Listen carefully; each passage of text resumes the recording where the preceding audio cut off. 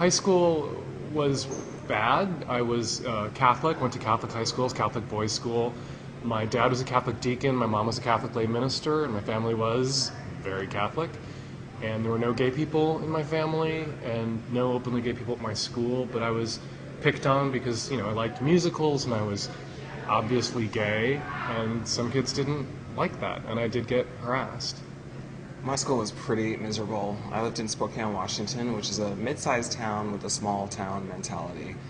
And I was picked on mercilessly in school. People were really cruel to me. I was bullied a lot, beat up, thrown against walls and lockers and windows, stuffed into bathroom stalls. People shit on my car, people scratched my car, broke my windows. And my parents went in once to talk to the school administrators about the harassment I was getting at school, and they basically said, if you look that way, talk that way, walk that way, act that way, then there's nothing we can do to help your son. Honestly, things got better the day I left high school. I didn't see the bullies every day, I didn't see the people who harassed me every day, I didn't have to see the school administrators who would do nothing about it every day. Life instantly got better. If there are 14 and 15 and 16-year-olds, 13-year-olds, 12-year-olds out there watching this video, what I'd love you to take away from it really is that it gets better. However bad it is now, it gets better. And it can get great, and it can get awesome. Your life can be amazing, but you have to tough this period of it out, and you have to live your life so that you're around for it to get amazing, and it can and it will. When I first came out to my folks, they weren't thrilled. My mother said she never wanted to meet any of my boyfriends, or boyfriend, and I was never to bring a man around that I was dating to the house, ever. And my mother recently passed away, and she told me to let Terry know that she loved him like a daughter. And she did love you like you were my spouse, and you were welcome in the house, and our families are really accepting. And you would think, my evangelical Catholic parents and Terry's conservative Christian parents who sent him to that awful school, that our families would reject us forever and never get over it, and wouldn't embrace us. And both of our families, Terry's family, his mom, his stepdad, and my family, love us and accept us and include us. We're treated with the love and respect that we deserve as members of the family, and it's great. We have great families. I remember going to Paris as a family the first time, the three of us, and DJ, our son, couldn't sleep because he had jet lag, and Terry was exhausted and wanted to sleep, and we kept trying to get DJ to go to bed, and eventually I just figured I'll let Terry sleep. It's either all three of us don't sleep or one of us gets to sleep. So I went out at 4 o'clock in the morning and strolled through the streets of Paris with DJ as the sun came up, and we talked. He was, I think, 5 years old, 4 years old, and we just chatted, and we strolled around Notre Dame and the Marais, and the bakery's open, and we went to the back door of a bakery and ordered some croissants with sugar crystals on them, and got some juice, and we sat and watched the sun come up with the Eiffel Tower off in the distance. And it's one of my happiest memories as a parent, as a human. If my adult self could talk to my 14-year-old self and tell him anything, I would tell him to really believe the lyrics to Somewhere from West Side Story. There really is a place for us, and there really is a place for you. And one day you will have friends who love and support you, you will find love, you will find a community, and that life gets better, and that the bigots don't win. The people who were picking on me then are completely irrelevant. I don't know where they are now. I don't know if they're happy. I assume that they're miserable, because miserable people like to make other people miserable. And once I got out of high school, they couldn't touch me anymore. If I could say anything to any middle school or high schooler watching this who is having troubles in school with bullies, questioning their sexuality, or just questioning the way they look or act, I would say this: living well is the best revenge. And if you can live through high school, which you can totally live through high school, you're going to have a great life, and it's going to be the envy of all those people that picked on you while you were in high school or middle school. So just stick it out. It's painful now, but it's going to get so much better.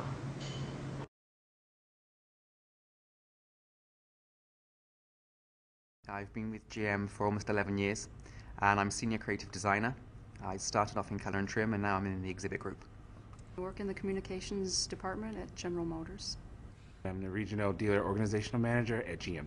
I'm Director of Regional, Grassroots, and Diversity Communications at General Motors, and I'm an ally. Associate Director of Competitor Intelligence, and I'm Chair of GM Plus, which is our LGBT and allied employee resource group.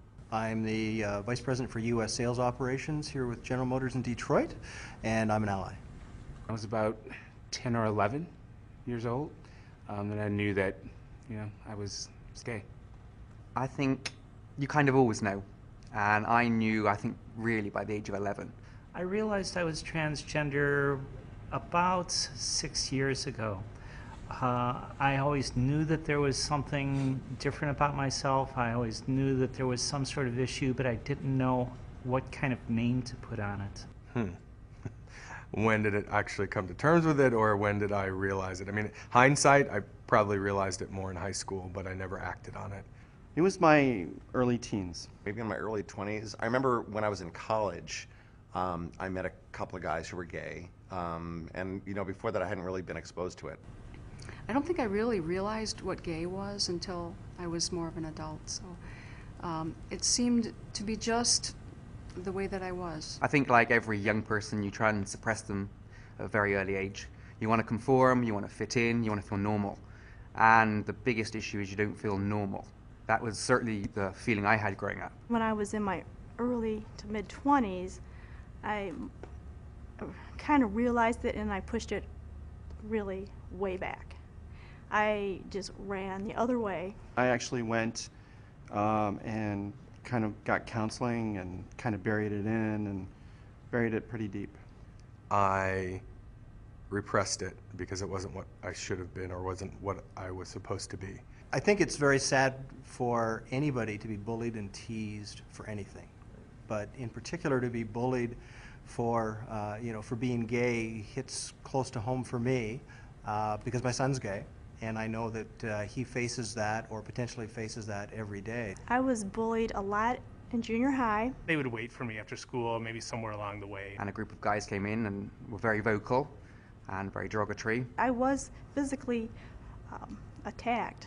Books thrown all over in the bushes or whatever. And I actually got hit over the head with a bottle. At the time, I didn't understand it. I was really depressed about it, and I didn't tell anybody about it. And it was an awful experience, and I had to go home and not talk to my parents because I wasn't out to my parents. Felt very alone and isolated, like there was nobody else like me. I just felt extremely lonely, even with my friends around, and I just felt very scared and just generally very unhappy with myself. It makes you want to disappear. It makes you want to blend in and not be noticed, and it impacts pretty much every facet of your life. It makes you feel, it actually takes your self-worth down, and you start to wonder about what your position and what your place in life is. There's a lot of support out there. There's community centers and things like that. Certainly there are a lot of folks that will step in and help you out if there's something going on. Everyone out there has a close friend, a close teacher, someone in their life who you can tell anything to. Try and find others, maybe role models, who have gone through the same things, who have followed the same path. Reach out for help. The Trevor Project is a wonderful resource that I wish was there when I was your age.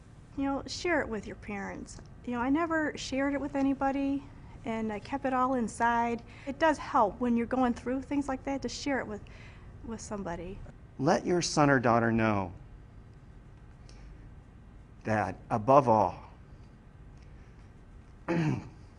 they're loved and they're safe. Listen to them, hear them, support them, love them. That's really key. And don't force and try and push the issue until your child is ready. Because you can't accept being gay. You can't talk about being gay until you've accepted it yourself. 30 is when I finally said, I can't do this anymore. I've got to be me. I'm going to live my life. This is who I'm supposed to be. And it was the most liberating thing I've ever done in my life. I felt completely relieved when I was able to, share with people that I'm in love and that I have a partner. Burdens felt lifted. You know, my shoulders felt lighter and my step felt lighter. I finally felt like I could be myself and let those people that I love know who I am. It was very freeing, like a weight had been lifted off, like I finally decided who I was. Talk. It's an absolute release. Bottling things up never helps. You know what? It's possible.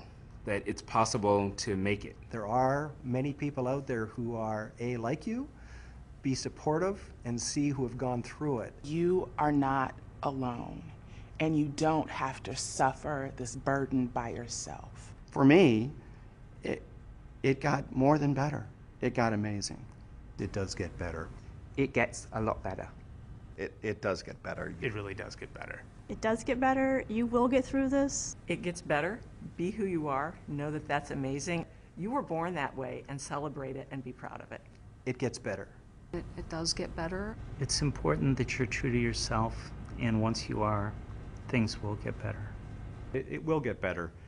Trust me, it gets better. It does get better. It's amazing. It's so amazing when you can actually wake up in the morning and live the life that you're meant to live.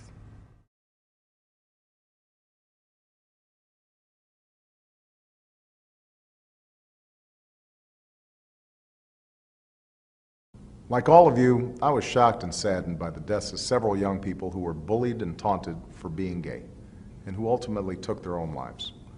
As a parent of 2 daughters, it breaks my heart. It's something that just shouldn't happen in this country. And we've got to dispel this myth that bullying is just a normal rite of passage, that it's some inevitable part of growing up. It's not. We have an obligation to ensure that our schools are safe for all of our kids. And to every young person out there, you need to know that if you're in trouble, there are caring adults who can help. I don't know what it's like to be picked on for being gay, but I do know what it's like to grow up feeling that sometimes you don't belong. It's tough. And for a lot of kids, the sense of being alone or apart, I know it can just wear on you. And when you're teased or bullied, it can seem like somehow you brought it on yourself for being different or for not fitting in with everybody else. But what I want to say is this: you are not alone. You didn't do anything wrong. You didn't do anything to deserve being bullied. And there is a whole world waiting for you, filled with possibilities. There are people out there who love you and care about you just the way you are. And so, if you ever feel like because of bullying, because of what people are saying, that you're getting down on yourself, you've got to make sure to reach out to people you trust. Whether it's your parents, teachers, folks that you know care about you just the way you are, you've got to reach out to them. Don't feel like you're in this by yourself. The other thing you need to know is things will get better. And more than that, with time you're going to see that your differences are a source of pride and a source of strength. You'll look back on the struggles you faced with compassion and wisdom, and that's not just going to serve you, but it'll help you get involved and make this country a better place. It'll mean that you'll be more likely to help fight discrimination, not just against LGBT Americans, but discrimination in all its forms. It means you'll be more likely to understand personally and deeply why it's so important that as adults we set an example in our own lives and that we treat everybody with respect, that we are able to see the world through other people's eyes and stand in their shoes, that we never lose sight of what binds us together. As a nation, we're founded on the belief that all of us are equal and each of us deserves the freedom to pursue our own version of happiness, to make the most of our talents, to speak our minds, to not fit in, most of all, to be true to ourselves. That's the freedom that enriches all of us. That's what America's all about. And every day, it gets better.